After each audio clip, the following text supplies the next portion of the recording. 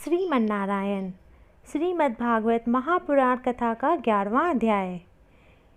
श्री सूत जी कहते हैं, श्री कृष्ण ने अपने समृद्ध आनर्त देश में पहुंचकर वहां के लोगों की विरह वेदना बहुत कुछ शांत करते हुए अपना श्रेष्ठ पंचजंग नामक शंख बजाया। भगवान के ओठों की लाली से लाल हुआ वह श्वेत वर्ण का शंख बजते समय उन्हें कमलों ऐसा शोभायमान हुआ जैसे लाल रंग के कमलों पर बैठकर कोई राजहंस उच्च स्वर में मधुर गान कर रहा हो।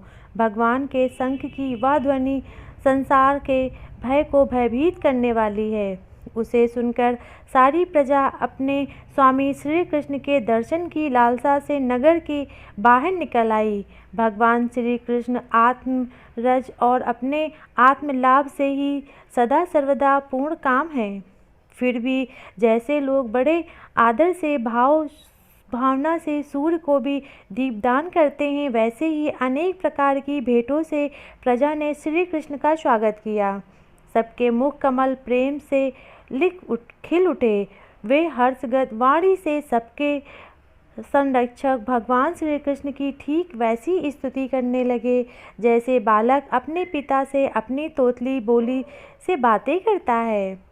स्वामी, हम आपके उन चरण कमलों को सदा सर्वदा प्रणाम करते हैं जो इस संसार में परम कल्याण चाहने वालों के लिए सर्वोत्तम आश्रय हैं, जिनकी शरण ले लेने पर परम सामर्थ्य काल भी एक बाल तक बांका नहीं कर सकता। विश्वभावन आप ही हमारे माता पिता और स्वामी हैं। आप ही हमारे सद्गुरु और परम आराध्य देव हैं। आपके चरण कमलों की सेवा से हम कृतार्थ हो रहे हैं। आप ही हमारा कल्याण करें। अतः हम आपको पाकर सनार्थ हो गए, क्योंकि आपके सर्व सौंदर्य सार अनुपम रूप का हम दर्शन करते रहे। कितना सुंदर मुख है। प्रेम पूर्वक मुस्कान से संदिग्ध चितवन यह दर्शन तो देवताओं के लिए भी दुर्लभ है। कमल नयन श्री कृष्ण, जब आप अपने बंधु बांधवों से मिलते हुए हस्तिनापुर अथवा मथुरा चले जाते हैं, तब आपके बिना हमारा एक एक क्षण कोटि कोटि वर्षों के समान लंबा हो जाता है। आपके बिना हमारी दशा वैसी हो जाती है जैसे सूर्य के बिना आँखों की। भक्त वत्सल भगवान श्री कृष्ण प्रजा के मुख के ऐसे वचन सुनते हुए और अपनी कृपामयी दृष्टि से उन पर अनुग्रह की वृष्टि करते हुए द्वारका में प्रविष्ट हुए। जैसे नाग अपनी नगरी में रक्षा करते हैं, वैसे ही भगवान की वह द्वारिकापुरी भी मधुभोज, अहंकुरर, अंधक और यादवों से, जिनके पराक्रम की तुलना और किसी से भी नहीं की जा सकती, सुरक्षित थी। वह पुरी समस्त ऋतुओं के संपूर्ण वैभव से संपन्न एवं पवित्र वृक्षों एवं लताओं के कुंजों से युक्त थी। स्थान स्थान पर फूलों से पूर्ण उत्थान एवं क्रीड़ावान थे। बीच बीच में कमल युक्त सरोवर नगर की शोभा बढ़ा रहे थे। नगर के फाटकों, महल के दरवाजों और सड़कों पर भगवान के स्वागतार्थ बंदरवान लगाई गई थी। चारों ओर चित्र विचित्र ध्वजा पातकाएँ फहराए रही थी, जिसमें उन स्थानों पर घास का कोई प्रभाव नहीं पड़ता था। उसके राजमार्ग, अनन्य सड़कें, बाजार और चौक झाड़ बुहार कर सुगंधित जल से सींच दिए गए थे और भगवान के स्वागत के लिए बरसाए हुए फल फूल, अक्षत, अंकुर चारों ओर बिखरे हुए थे। घरों के प्रत्येक द्वार पर दही, अक्षत, फल, ईख, जल से भरे हुए कलश, उपहार की वस्तुएं और धूप दीप आदि सजा दिए गए थे।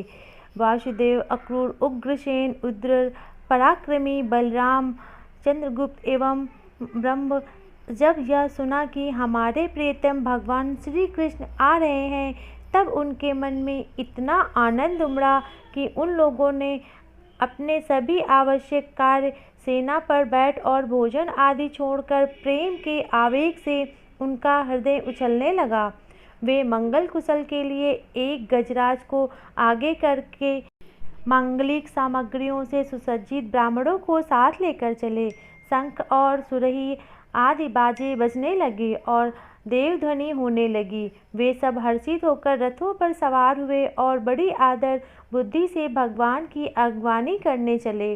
साथ ही भगवान श्री कृष्ण के दर्शन के लिए उत्सुक सड़के श्रेष्ठ वीरांगनाएं, जिनके मुख कपोल पर चमचमाते हुए कुंडल की क्रांति पड़ने से बड़े सुंदर दिखते थे, पालकियों पर चढ़कर भगवान की अगवानी के लिए चली।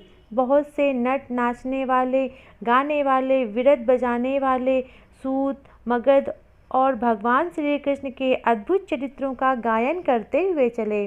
भगवान श्री कृष्ण ने बंधु बांधवों, नागरिकों और सेवकों से उनकी योग्यता के अनुसार अलग अलग मिलकर सबका सम्मान किया। किसी को सिर झुकाकर प्रणाम किया, किसी को वाणी से अभिवादन किया, किसी के हृदय से लगाया और किसी से हाथ मिलाया, किसी की ओर देखकर मुस्कुरा भर दिया और किसी को केवल प्रेम भरी दृष्टि से देख लिया। जिसकी जो इच्छा थी उसे वही वरदान दिया। इस प्रकार सबको संतुष्ट करके गुरुजन, ब्राह्मण और वृद्धों का तथा दूसरे लोगों का भी आशीर्वाद ग्रहण करते एवं वृद्धिजनों को सुनते हुए सबके साथ भगवान श्री कृष्ण ने नगर में प्रवेश किया। सौनक जी जिस समय भगवान राजमार्ग से जा रहे थे, उस समय द्वारका की कुल कामिनियाँ भगवान के दर्शन को ही परमानंद मानकर अपनी अपनी अटारियों पर चढ़ गई। भगवान का वक्ष स्थल मूर्तिमान सौंदर्य लक्ष्मी का निवास स्थान है। उनका मुखारविंद नेत्रों के द्वारा पान करने के लिए सौंदर्य सुधा से भरा हुआ पात्र है। उनकी भुजाएं लोकपालों को भी शक्ति देने वाली हैं। उनके चरण कमल भक्त परमहंसों के आश्रय हैं। उनके अंग अंग शोभा के धाम हैं। भगवान की इस छवि को द्वारकावासी नित्य निरंतर निहारते रहते हैं, फिर भी उनकी आंखें एक क्षण के लिए भी तृप्त नहीं होती। द्वारका के राजपथ पर भी भगवान श्री कृष्ण के ऊपर श्वेत वर्ण का छत्र तना हुआ था। श्वेत डुलाए जा रहे थे। चारों ओर से पुष्पों की वर्षा हो रही थी। वे पीतांबर और वरमाला धारण किए हुए इस समय ऐसे शोभायमान हुए मानो श्याम मेघ एक ही साथ सूर्य, चंद्रमा, इंद्र, धनुष और बिजली से शोभायमान हो। भगवान सबसे पहले अपने माता पिता के महल में गए। वहां उन्होंने बड़े आनंद से देवकी आदि सातों माताओं को चरणों पर सिर रखकर प्रणाम किया और माताओं ने उन्हें अपने हृदय से लगाकर गोद में बैठा लिया। स्नेह के कारण उनके स्तनों से दूध की धारा बहने लगी। उनका हृदय हर्ष से विलट हो उठा। वे आनंद से आंसुओं से उनका अभिषेक करने लगी। माताओं से आज्ञा लेकर वे अपने समस्त भोग सामग्रियों से संपन्न सर्वश्रेष्ठ भवन में गए। उसमें 16,000 पत्नियों के अलग अलग महल थे। अपने प्राणनाथ भगवान श्री कृष्ण को बहुत दिन बाहर रहने के बाद घर आया देखकर रानियों के हृदय में बड़ा आनंद हुआ। उन्हें अपने निकट देखकर वे एकाएक ध्यान छोड़कर उठ खड़ी हुई।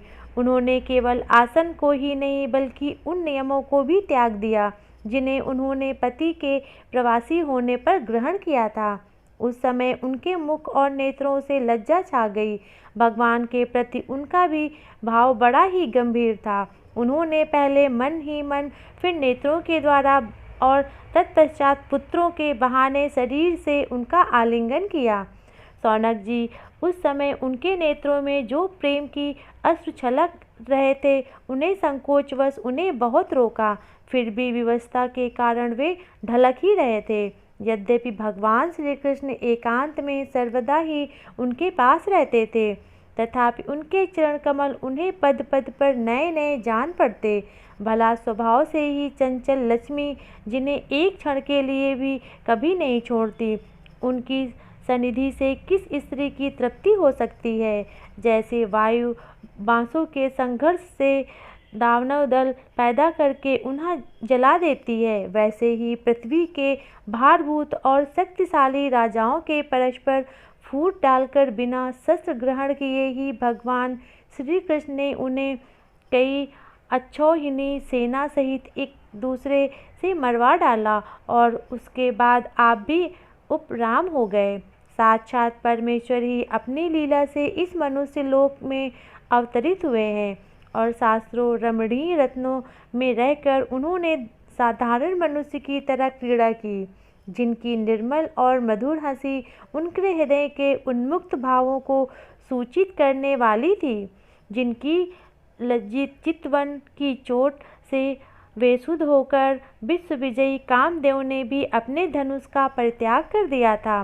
वे कामनियाँ अपने काम विलास से जिनके मन में तनिक भी क्षोभ नहीं पैदा कर सकी, उस उत्संग भगवान श्री कृष्ण को संसार के लोग अपने ही समान कर्म करते हुए देखकर आसक्त मनुष्य समझते हैं। यह उनकी मूर्खता है। यही तो भगवान की भावुकता है कि वे प्रकृति में स्थिर होकर भी उनके गुणों से कभी लिप्त नहीं होते। जैसे भगवान की शरणागत बुद्धि अपने में ही रहने वाले प्रकृति गुणों से लिप्त नहीं होती, वे मूढ़ स्त्रियां भी श्री कृष्ण को अपना एकांत सेवी स्त्रीपरायण भक्त ही समझ बैठी थी, क्योंकि वे अपने स्वामी के ऐश्वर्य को नहीं जानती थी।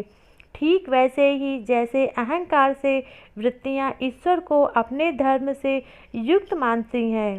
श्रीमद् महाभागवत महापुराण स्कंद का 11वां अध्याय समाप्त हुआ।